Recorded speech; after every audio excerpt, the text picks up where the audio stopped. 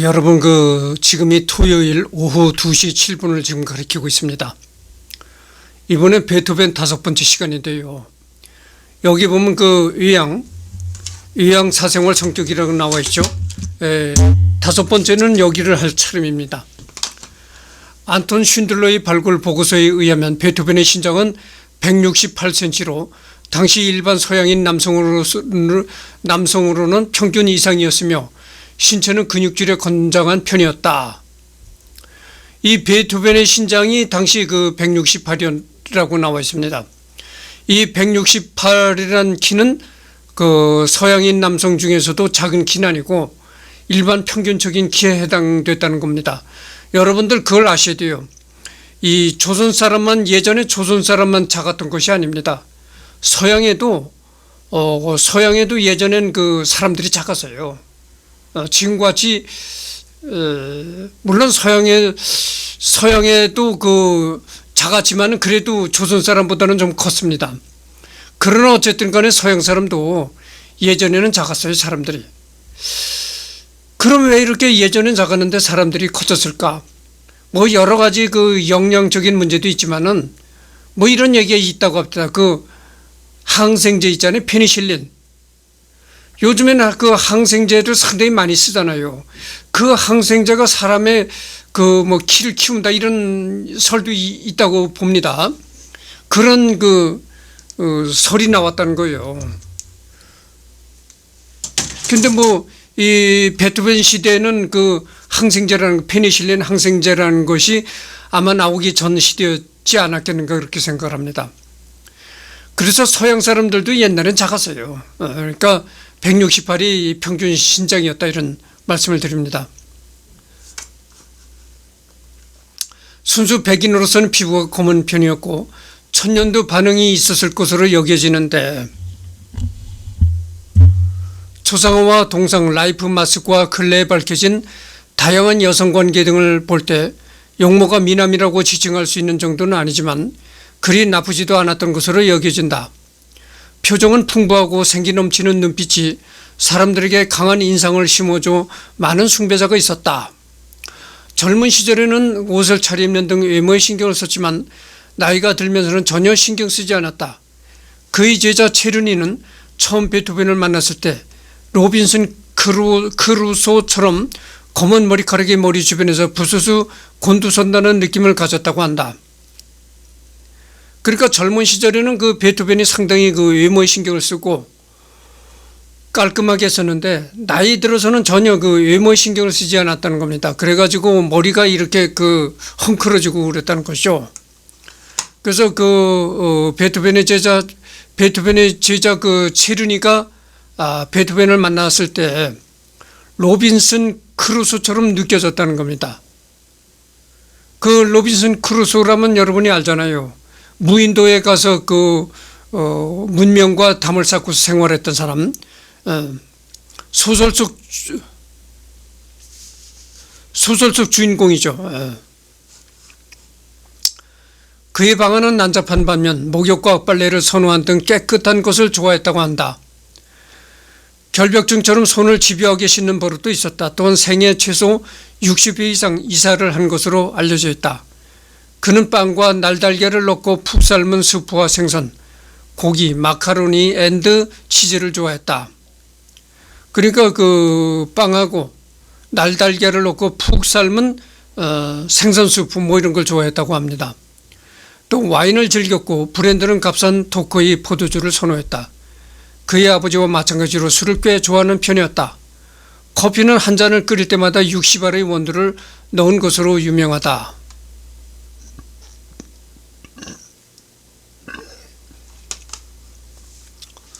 성격은 모순이라 해도 무방할 정도로 정반대인 측면이 있었다. 어디까지가 진실인지는 알 수 없지만 사귐성 있게 친절하고 순진하면서도 엄격하고 냉혹하며 무도할 정도의 행동을 하는 등 기분의 흔들림이 심했다고 전해진다. 당시 그는 빈에서 괴짜로 소문이 나 있었지만 그럼에도 다른 어떤 작곡가보다 경애받고 있었고 그것은 성대한 장례식과 다수의 참석자를 그린 서화를 통해서도 찾아볼 수 있다. 베토벤 괴짜설은 메테르니 정권에 의한 유언비어라는 견해도 있다, 이런 얘기입니다. 베토벤이 뭐 괴짜다, 이런 그 얘기들이 있었잖아요. 베토벤이 그 성격이 괴팍하고 그래가지고 한평생 뭐 결혼 안 했다.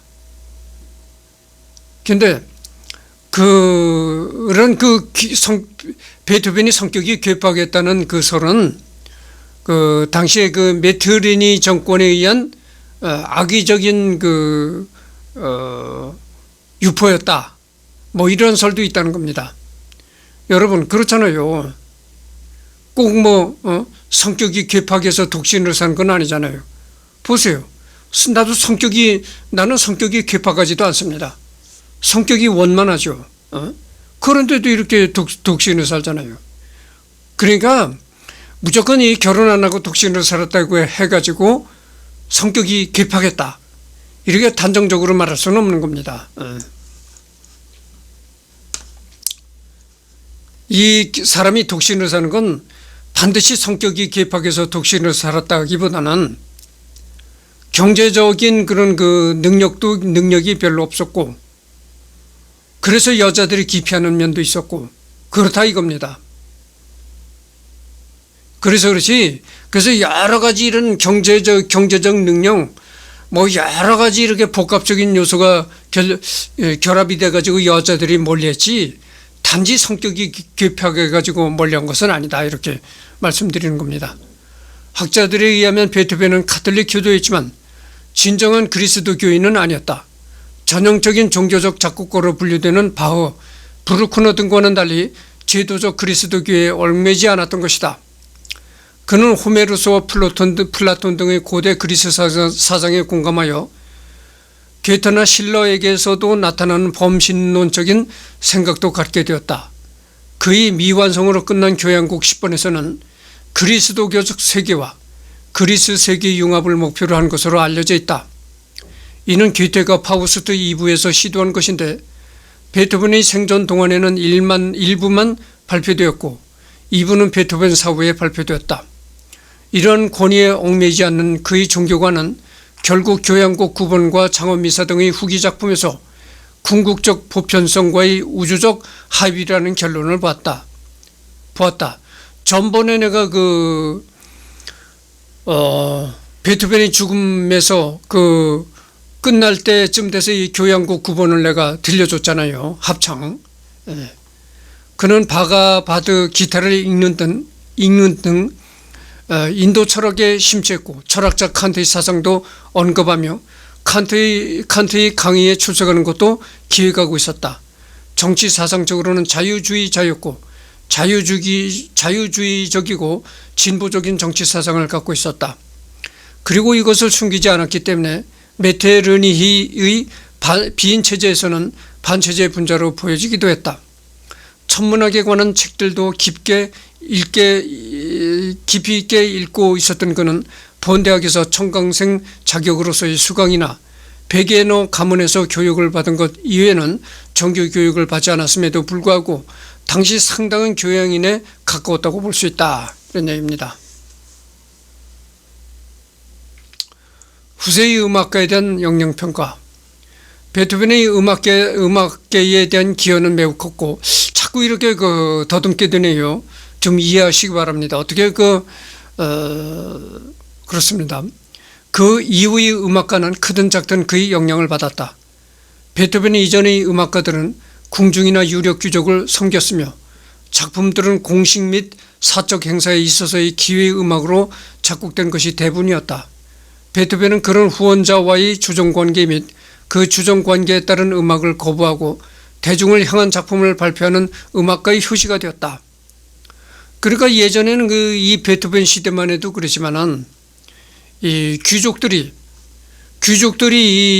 이 스폰을 해주는 겁니다. 음악가들을. 그래가지고 음악가들이 생활했었거든요. 그러니까 스폰을 해주니까, 스폰을 받으니까 어떻게 되겠습니까? 후원을 받으니까 그 후원을 받은 사람들을 위해서 음악을 작곡할 수밖에 없는 겁니다. 후원을 해주는 사람들이 좋아하는 스타일로 작곡을 할 수밖에 없는 거예요.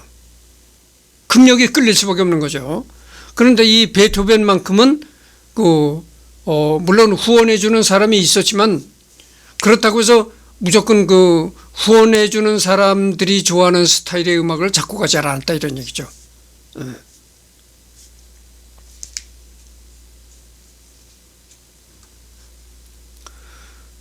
특히 바그너는 베토벤의 교향곡 9번의 시와 음악의 융합이라는 이념에 촉발되어 낭만주의 음악의 급선봉으로서 그 이념을 더욱 밀고 나아가 악곡을 탄생시켰다.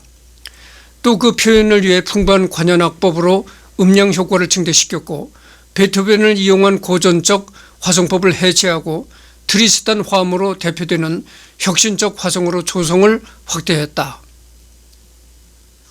반면 브람스는 낭만주의 시대에 살면서 바그너파와 선을 긋고 어디까지나 베토벤의 견고한 구성과 극적인 전개를 통한 고전주의 음악 형식의 구축이라는 측면을 이어받아 낭만주의 시대 속에서 음악 형식적으로는 고전주의적 작품을 유지했다. 그러나 선율이나 화성 등 음악 자체에 넘치는 서정성은 낭만주의 이외의 누구도 아니었다. 또한 이 고전주의 형식에서의 극적인 전개와 구성이라는 측면은 브람스뿐 아니라 드보르자크와 차이코프스키 그리고 20세기에는 샌베르크, 벨러, 프로코피에프, 쇼스타코비치, 라헨만에게까지 영향을 미치고 있다. 이런 얘기입니다. 그래서 세 개의 시기, 역사가 윌리엄 트랩키는 이르면 1818년에 한 작가가 베토벤 작품의 세 개의 시기 분할을 제안했으며 그런 분할은 결국 안톤 펠렉스 슌들러, 프랑스와 요셉 페티스와 빌레름 폰 렌즈를 시작으로 모든 베토벤 전기 작가가 채택한 관습이 되었다고 지적한다. 나중에 작가들은 일반적으로 받아들여지는 구조 내에서 하위 기간을 식별하려고 했다. 단점은 일반적으로 네 번째 기간, 즉 작업이 덜 고려되는 폰에서의 초기 기간을 생략한다는 점이다. 그리고 그것은 서로 다른 범주의 작업에 대한 대수년에 걸친 베토벤의 작곡 스타일의 차별적 발전을 무시한다. 예를 들어 피아노 소나타는 지속적인 발전으로 해석될 수 있는 진행으로 베토벤의 생애 내내 쓰여졌다. 교향곡이 모두 선형적인 진보를 보여주지는 않는다. 모든 유형의 작품에서 아마도 세 개의 기간으로 그룹화되는 현악사중주 그리고 1824년부터 오늘날은 이 분류에 가장 깔끔하게 들어맞는다. 드랩키는 이제 우리는 그들과 오랫동안 함께 살았으니 프로그램 노트, 녹음과 함께 쓰인 에세이, 모든 베토벤 연주회가 있는 한 우리가 별개의 양식적 기간을 포기한다는 것은 상상하기 어렵다고 결론을 내렸다. 그래서 이제 본 1782년에서 1892년, 1785년까지 베토벤이 쓴 10개의 초기 작품을 포함하여 약 40개의 작품 베토벤이 본에서 살았던 해부터 살아남았다. 이런 얘기입니다. 베토벤은 1785년에서 1790년 사이에 작곡을 거의 포기했다고 주장했는데 아마도 그의 첫 번째 출판된 작품에 대한 부정적인 비판적 반응의 결과일 것이다. 요한 니클라우스 포르켈의 영향력 있는 1784년 리뷰는 베토벤의 노력을 랭크 초보자의 노력과 비교했다. 1785년부터 1785년까지 베토벤이 쓴 10개의 초기 작품을 포함하여 40개의 작품은 베토벤이 폰에서 살았던 해부터 살아남았다. 이런 얘기입니다. 모차르트의 바이올린 소나타를 면밀히 모델링한 1785년의 초기 피아노 사중주 3개는 그 시대의 음악에 대한 그의 의존성을 보여준다.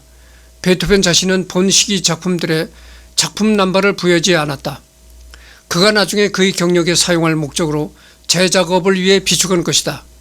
예를 들어 1805년 빈에서 출판된 8개의 노래 작품 52의 몇몇 곡들은 본 시절 쓰여진 것들이고 1796년 빈에서 작곡되고 출판된 현악 5중주는 1792년 쓰여진 관악 8중주를 재구성한 것이다.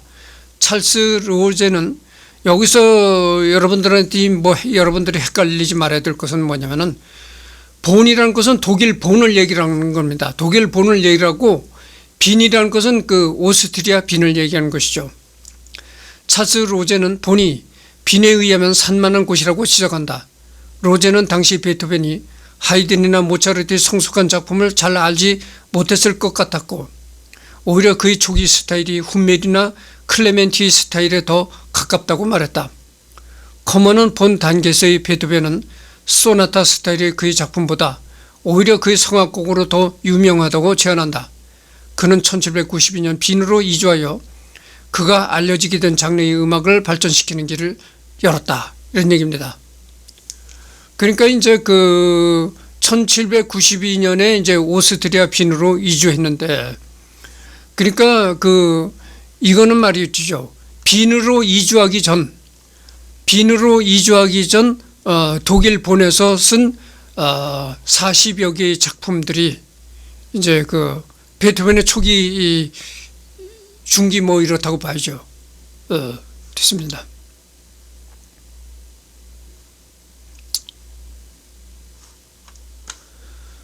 첫 번째 시기, 전통적인 첫 번째 시기는 1792년 베토벤이 빈에 도착한 후 시작된다. 처음 몇 년 동안 그는 본에서보다는 작곡을 덜한 것 같고 그의 피아노 3중주 작품 1은 1795년에야 출판되었다. 이때부터 그는 빈 양식을 익혀 그 양식을 자신의 것으로 만들고 있었다. 1795년부터 1800년까지 그의 작품은 표준보다 규모가 크다. 전형적으로 그는 뮤니에트와 트리오보다는 스케르초를 사용한다. 그리고 그의 음악은 종종 극적으로 때로는 지나치게 극적이고 때로는 지나치게 역동적이며 템포와 반음계적 화성의 사용을 포함한다. 하이든이 작품 넘버 1의 세 번째 3중주가 청중들이 감상하기에는 너무 어렵다고 믿게 된 것은 바로 이 때문이었다. 그는 또한 새로운 방향을 탐구하고 점차 작품의 범위와 야망을 넓혔다. 초기 중요한 곡으로는 2개의 교향곡, 6개의 현악사중조, 작품 넘버 18세트, 첫 2개의 피아노 협주곡 1번에서 2번까지, 그리고 첫 14개의 피아노 소나타 등이 있다. 중기, 그의 중기 시기는 잠시간은 그 청각장애를 인정하며 개인적인 위기가 닥친 직후에 시작되었다. 베토벤은 당시 위기를 빈 고전주의 형식을 재발견함으로써 탈출하고 있다. 즉 빈 고전파 두 선배보다 소재로서의 동기의 발전과 전개, 변형을 철저히 중시하고 형식적 구성적인 것을 추구했으며 이후 코다의 확장 등 고전주의 형식의 확대에 성공했다. 중기에는 영웅주의와 투정을 표현하는 대규모 작품이 표현되어 있다. 중기 작품에는 6개의 교향곡, 마지막 2개의 피아노 협주곡, 3중 협주곡 및 바이올린 협주곡, 5개 현악 사중주에서 9번까지 3개의 여러 피아노 소나타, 크로이츠 바이올린 소나타, 그리고 그의 유일한 오페라인 피델리오가 포함된다. 잠깐만요. 피델리오는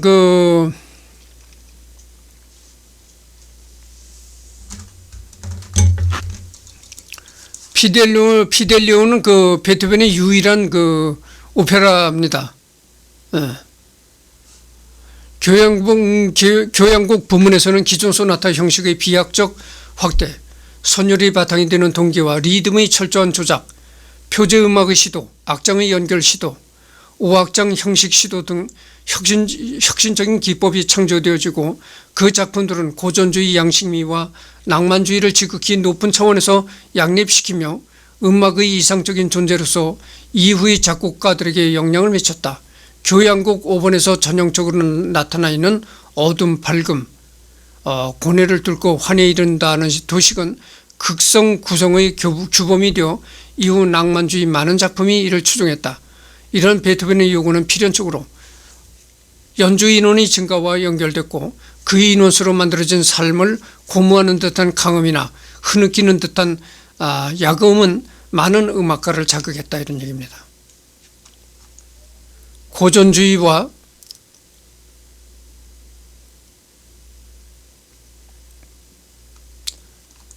고전주의 양식미와 낭만주의를 지극히 높은 차원에서 양립시키며 음악의 이상적인 존재로서 이후의 작곡가들에게 영향을 미쳤다. 교향곡 5번에서 전형적으로 나타나고 있는 어둠, 밝음, 고뇌를 뚫고 환희에 이른다는 도식. 중기는 때때로 영웅적 작곡 방식과 관련이 있지만 영웅적이라는 용어의 사용은 베토벤 학문에서 점점 더 논란이 되고 있다. 이 용어는 중기의 대체 이름으로 더 자주 사용된다.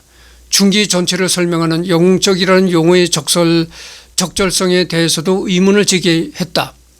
교향곡 3번과 5번과 같은 일부 작품은 영웅적으로 설명하기 쉽지만 그의 교향곡 6번 전원이나 그의 피아노 소나타 24번과 같은 다른 작품은 그렇지 않다. 이런 얘기입니다. 후기. 이제 초기, 중기를 거쳐서 이제 후기를 이제 보는 겁니다.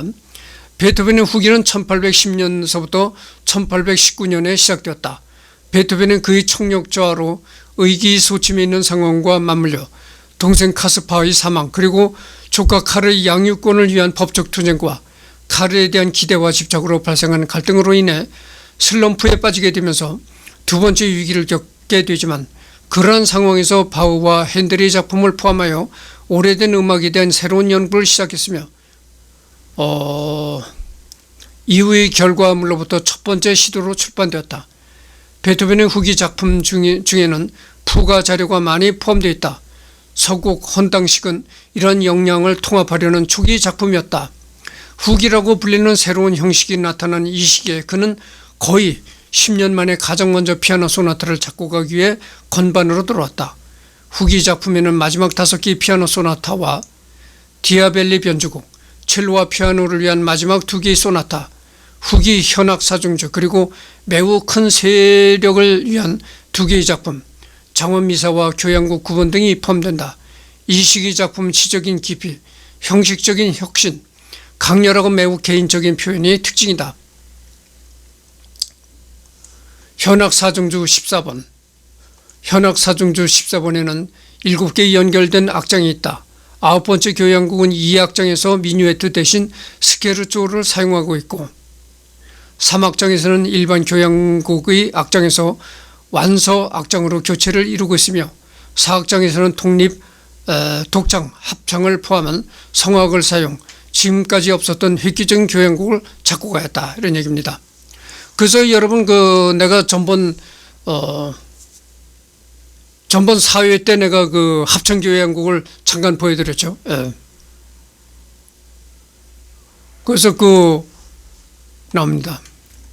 9번째 교향곡은 이 악장에서 미뉴에트 대신 스케르초를 사용하고 있고 3악장에서는 일반 교향곡의 악장에서 완서 악장으로 교체를 이루고 있으며 4악장에서는 독창, 합창을 포함한 성악을 사용, 지금까지 없었던 획기적인 교향곡을 작곡하고 있다. 이런 얘기입니다. 그다음 악기.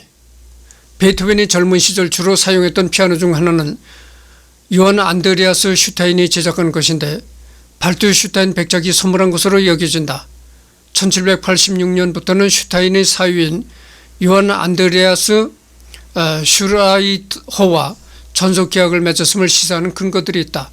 1796년 11월 19일 베토벤은 슈트라이허에게 어제 전날 당신이 포르테 피아노를 받았습니다. 정말 놀랍습니다. 누구든지 자기가 갖고 싶어합니다. 라는 내용의 편지를 보냈다. 슈트라이허는 슈타인의 사업을 남겨둔 채 1803년에 자신만의 기업을 설립했는데 베토벤은 슈트레이허의 제품을 계속 이용한다 하고 1817년에는 특별히 그 피아노를 좋아한다는 글도 남긴다. 이런 얘기입니다.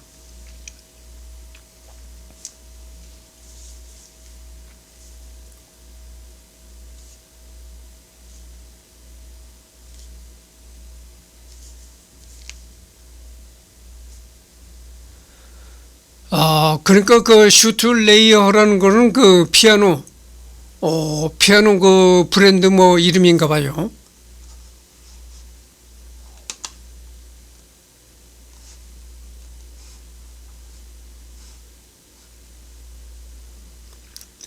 이외에는 칼 체린가 회상한 바와 같이 1801년에 월터 피아노를 두었다.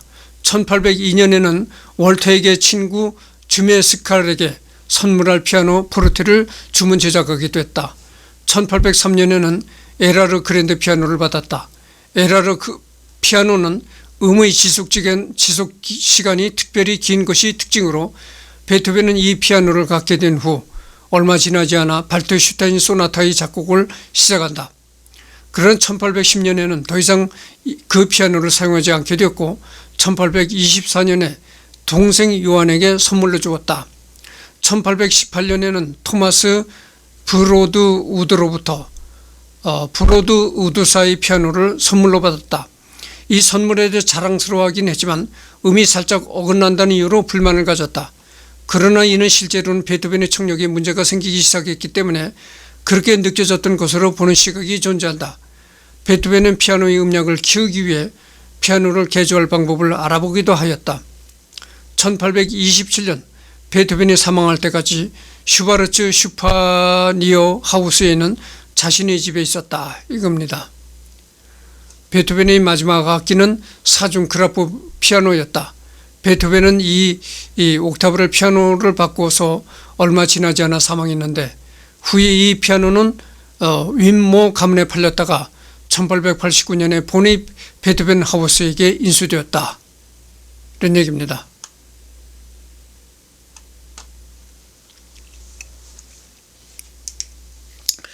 잠깐만요. 이 기지기를 켜고 좀 이렇게 움직이고 좀 리딩을 또 해나갑시다. 리딩을 1시간씩 하려면 말이죠. 지루한 감이 좀 들고 그렇습니다. 그러니까 기지개도 좀 켜고 이렇게 좀 몸을 좀 움직이다가 합시다.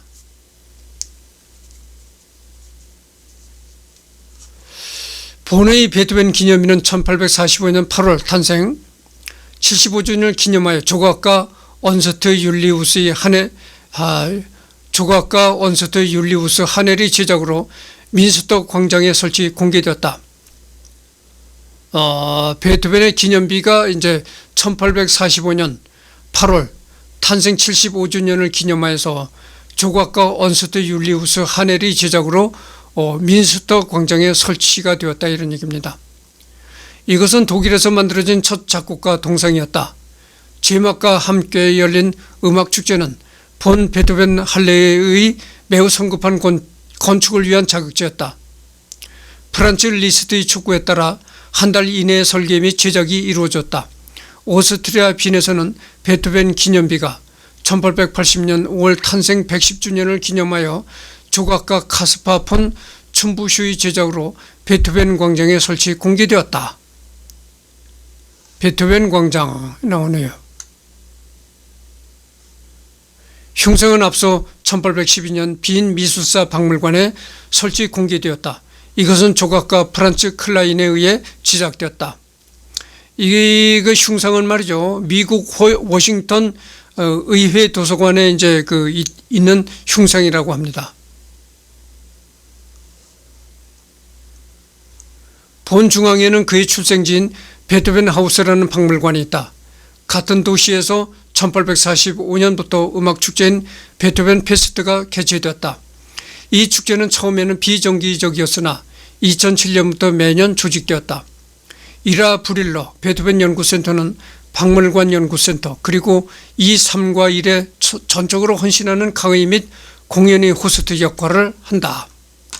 그의 음악은 2개의 보이저 탐사선과 함께 우주 공간으로 보내진 지구의 이미지, 보이즈 탐사선에 실려서 이제 베토벤의 음악이 보이저 탐사선에 실려서 우주로 보내진 것이죠. 언어 및 음악의 광범위한 샘플을 포함하는 축음기 음반, 보이저 금제 음반에 2번 등장한다. 이게 이제 보이저 호에 실린 그 금색 음반입니다. 여기에 이제 베토벤의 음악이 여기에 담긴 것이죠. 그러니까 이제 외계인이 이렇게 보이저와 혹시 만나게 되면은 우리 지구에 이 머나먼 지구에 이렇게 고등 생명체인 인간이 살고 있다. 그것을 외계인에게 전하기 위해서 그래서 이제 보이저 탐사선에 베토벤 음악이 담긴 이 금색 음반이 이제 실려졌다 이거죠. 수성에서 세 번째로 큰 분하고 베토벤은 주소 행성 때 1815 베토벤이 그러하듯이 그를 기리기 위해 명령되었다. 조각가 아놀드 페르스터가 제작한 베토벤의 7피트 주조 청동상은 1932년 로스앤젤레스 퍼싱 스퀘어 역에 설치 공개되었다. 이게 그 미국의 로스앤젤레스 퍼싱 스퀘어 역입니다. 거기에 이제 베토벤의 청동상이 설치됐다는 겁니다. 로스앤젤레스 필하모닉 오케스트라의 창시자인 윌리엄 앤드류스 클라크 주니어에게 헌정되었다.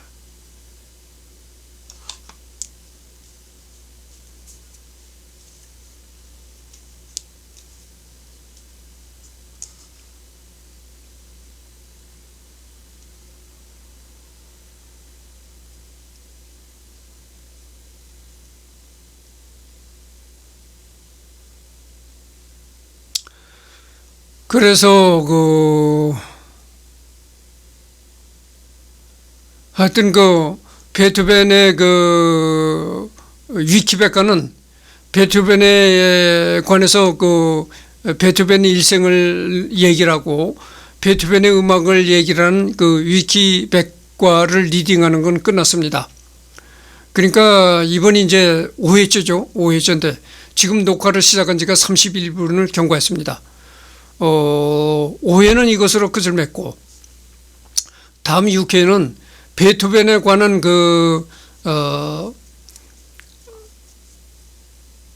베토벤에 관해서 나온 책들이 많습니다. 서점에. 그 중간에서 내가 선정한 책을 리딩해보는 그런 시간을 갖도록 하겠습니다. 그러니까 이번이 베토벤 5번째 시간이고 6번째 시간에 베토벤이 완전히 끝납니다. 그러니까 다음에 그 2북을 베토벤에 관한 책을 리딩하는 그런 2북을 리딩하는 그런 시간으로서 총 베토벤에 관한 시간을 6회로서 끝을 맺습니다. 그러니까 이번은 5회고 다음 회로서 이제 베토벤의 모든 것이 끝납니다. 그래서 5회는 베토벤 5회는 끝났는데요. 내일은 6회를 진행하겠습니다. 6회를 끝으로 베토벤은 아주 끝난 겁니다. 그래서 6회 때는 베토벤에 관한 책들이 서점에 많이 나와 있거든요. 그래서 내가 책 한 권을 선정해 가지고 서점에 올라와 있는 책 한 권을 서점에서 선정해 가지고 그 책을 리딩해 보는 그런 시간을 갖도록 하겠습니다. 오늘은 더 이상 녹화가 없습니다. 근데 내가 베토벤을 진행하면서 맛보기로 조금씩 이렇게 보여줬거든요. 베토벤의 곡들을 조금씩 보여줬는데 진짜 이 클래식 음악을 사랑하는 사람들이 보면은 비웃으리라고 생각합니다. 어떻게 클래식 음악을 저렇게 토막토막 내서 그렇게 맛보기로 조금씩 보여주는가 이렇게 생각할 것입니다. 여러분들 말이죠. 이 문학에 비유한다면 이 클래식 음악은 서사시와 같습니다. 여러분들 잠깐만요. 여러분들 서사시가 길잖아요. 서사시는 굉장히 길이가 깁니다. 서사시, 예를 들어서 서사시를 어느 한 부분을 토막내서 읽어본다고 합시다. 그럼 시인이 말하고자 하는 사상이 제대로 전달이 될까요? 전달이 안 되는 겁니다. 서사시는 길기 때문에 이 서사시라는 건 처음서부터 다 끝까지 읽어봐야 시인이 뭐라고 얘기를 하는가, 시인이 어떤 생각을 가지고 어떤 사상을 얘기를 하고자 하는가 이런 것을 알 수 있는 겁니다. 이 클래식 음악도 똑같은 거예요. 클래식 음악도 예를 들어서 내가 처음 시간에 베토벤 교향곡 3번 영웅을 얘기를 했잖아요. 영웅을 조금 토막내서 가지고 여러분들한테 보여줬단 말이죠. 그런데 영웅을 제대로 감상하고 파악하려면은 1악장서부터 3, 4악장, 3악장까지 이렇게 이 전악장을 다 이렇게 들어봐야 되는 겁니다. 그래야 베토벤이 이 영웅에서 어떤 생각을 말하고자 하는 걸 음악으로 나타내는가, 그거를 우리가 파악할 수가 있다는 얘기죠. 그래서 이 클래식 음악을 부분적으로 이 토막 내서 보여준다는 거, 이게 정말 그 클래식 애호가들이 보기에는 참 비웃을 만한 그런 일이라고 하겠습니다. 그러나 어찌됐든 그 나름대로의 또 뭐 의미는 있었다, 이렇게 나는 생각을 하고요. 그래서 이 베토벤이 이제 이 세상을 떠난 지가 200년 이상 300년 이렇게 됐는데, 그런데도 그렇게 베토벤이 이 세상을 떠난 지 오랜 세월이 흘렀는데도 아직도 베토벤 음악들이 세계 유수의 클래식 악단들이 즐겨 연주를 하고 있는 겁니다. 그렇기 때문에 그걸 보면은 아직도 베토벤은 살아있다, 이렇게 얘기를 할 수가 있는 거예요. 그래서 잠깐만요.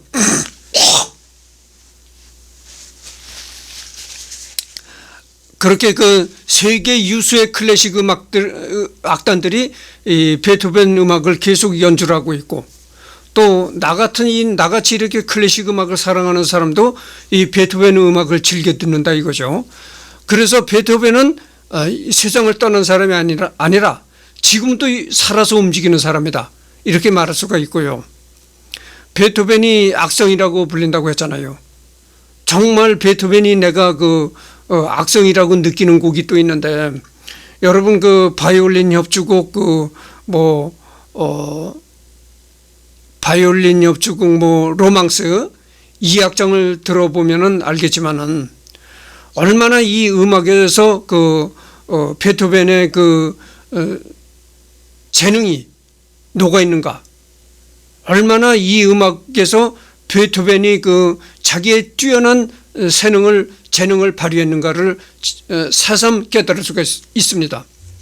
이 바이올린 이 협주곡 2번 로망스를 들어보면, 로망스 2악장을 들어보면 말이죠, 참 이거 아주 지고지순한 사랑을, 로망스라는 건 이 프랑스 말입니다. 영어로는 로맨스라고 그럽니다. 로맨스. 여러분들 로맨스라고 하면 어떻게 해석하시겠습니까? 사랑, 그 다음에 애정, 이런 걸로 해석하거든요. 근데 요즘에 사랑이나 애정이 얼마나 타락됐습니까? 굉장히 타락되잖아요. 근데 이 베토벤은 그렇게 타락한 사랑을 이 음악에서 나타내는 것이 아니고 아주 지고지순한 사랑, 지고지순한 애정, 그 다음에 아주 숭고한 사랑, 숭고한 애정을 이렇게 표현한 곡이라고 볼 수가 있습니다. 그래서 나는 이 곡을 들을 때마다 참 이게 베토벤이 너무나 뛰어난 음악적 성인이었다는 걸 다시 나도 느끼게 됩니다. 그래서 이 바이올린 이 로망스 F장조 2악장을 들어보면 말이죠, 거듭되는 얘기입니다만은 굉장히 지고지순한 사랑, 그 다음에 숭고한 애정, 이런 거를 아주 굉장히 이 음악적으로 이 베토벤이 과시한 거다. 자기의 음악적 재능을 이 바이올린 협주곡 2악장 로망스에서 아주 유감없이 자기 재능을 발휘했다, 이렇게 말할 수가 있습니다. 그리고 이 음악은 굉장히 아름다우면서도 지고지순한 사랑, 숭고한 사랑을 표현했다, 이렇게 말씀드립니다. 그래서 이 음악을 들으면서 이번 순서는 끝을 맺기로 하고, 아까도 얘기했지만 내일은 진짜 베토벤이 끝나는 해입니다. 6회째 가서는 서점에 베토벤에 관한 책들이 많이 나와 있거든요. 많은 책들 중에서 한 권을 내가 선정을 해서 그 책을 리딩해보는 그런 시간을 갖도록 하겠습니다. 그러면 여러분들 베토벤의 바이올린 협주곡 2번 로망스 제2번 F장조를 한번 제2번 F장조 2악장을 들어보시도록 하겠습니다.